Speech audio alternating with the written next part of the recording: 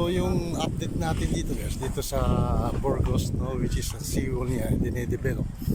Ayan, nakikita natin na yung white beach talagang no, nilagyan nila ng protection kasi nga guys, dito talaga sa no, sa part na to, eh malalaki talaga yung alon. Sobrang laki talaga ng alon. So kaya nilagyan nila ito double purpose din para maging pasyalan din ng mga turista. Ayan, guys. Ayan o, ganda. So andun yung Little Hawaii, no? Kanina yung nagano tayo ron, view deck, ano?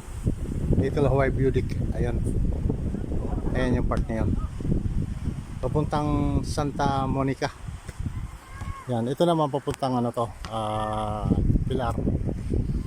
So guys, no,